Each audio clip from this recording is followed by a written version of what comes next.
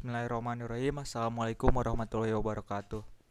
Perkenalkan, nama saya Dikri Mustakbiri dari kelas 12 IPS 1. Nah, di sini saya akan membawakan materi tentang Wali Songo. Jadi, apa itu Wali Songo? Di sini ada pengertian dari Wali Songo. Wali Songo atau Wali Sanga dikenal sebagai penyebar agama Islam di tanah Jawa pada abad ke-17. Mereka tinggal di 3 wilayah penting pantai utara Pulau Jawa, yaitu Surabaya, Gresik, Lamongan di Jawa Timur, Demak, Kudus, Muria di Jawa Tengah, dan Cirebon di Jawa Barat. Era Wali Songo adalah era berakhirnya dominasi Hindu-Buddha dalam budaya Nusantara untuk digantikan dengan kebudayaan Islam. Mereka adalah simbol penyebaran Islam di Indonesia, khususnya di Jawa. Tentu banyak tokoh lain yang juga berperan, namun peran mereka yang sangat besar dalam mendirikan kerajaan Islam di Jawa juga pengaruh terhadap kebudayaan masyarakat secara luas serta dakwah secara langsung, membuat para wali songo ini lebih banyak disebut dibandingkan yang lain.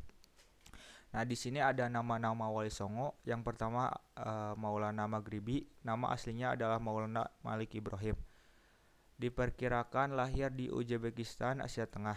Daerah yang ditujunya pertama kali yakni Desa Sembalo, desa yang masih berada di dalam wilayah kekuasaan Majapahit. Desa Sembalo sekarang adalah daerah Leran, Kecamatan Manyar, 9 km utara Kota Gresik. Selesai membangun pondok tempat belajar agama di Leran, ia wafat pada tahun 1419. Makamnya terdapat di Kelurahan Gapuro Sukolilo, Kecamatan Gresik, Kabupaten Gresik, Jawa Timur. Nah, selanjutnya di sini ada yang kedua, yaitu Sunan Ampel. Semula bernama Raden Rahmat dan merupakan putra dari Syekh Maulana Malik Ibrahim. Sunan Ampel datang ke Pulau Jawa pada tahun 1443 Masehi bersama adiknya yaitu Said Ali Murtado. Nama Ampel diambil dari daerah bernama Ampel Denta, daerah rawa yang Raja Majapahit kepadanya. Dihadiahkan Raja Majapahit kepadanya. Di tempat inilah ia memulai aktivitasnya mendirikan pesantren Ampel Denta dekat dengan Surabaya. Ia wafat pada tahun 1491 Masehi dan dimakamkan di sebelah Masjid Ampel Surabaya. Nah, yang selanjutnya yang ketiga ada Sunan Bonang. Sunan Bonang adalah anak dari Sunan Ampel atau cucu dari Maulana Malik Ibrahim. Namun kecilnya adalah Raden Makdum Ibrahim.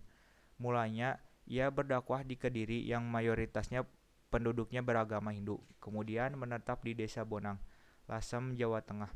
Di sana, Sunan Bonang mendirikan pesantren yang dikenal sebagai Watu Layar. Ia kemudian wafat pada tahun 1525 Masehi dan dimakamkan di Tuban, sebelah barat Masjid Agung. Nah, yang selanjutnya yang keempat ada Sunan Darajat. Nama asli Sunan Darajat adalah Raden Saipuddin. Beberapa sumber sejarah menyebutkan bahwa ia adalah putra dari Sunan Ampel. Ia berdakwah ke sebuah desa bernama Desa Darajat, Kecamatan Paciran, Lamongan, Jawa Timur. Kemudian mendirikan musola atau surau yang dimanfaatkan sebagai tempat berdakwah.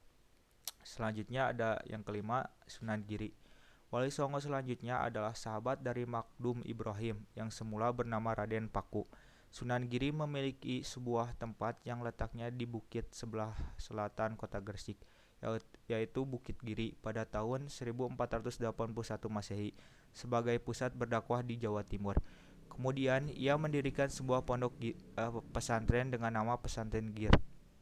Yang selanjutnya yang keenam, Sunan Kalijaga. Ia merupakan tokoh Wali Songo yang paling terkenal di antara 9 wali lainnya.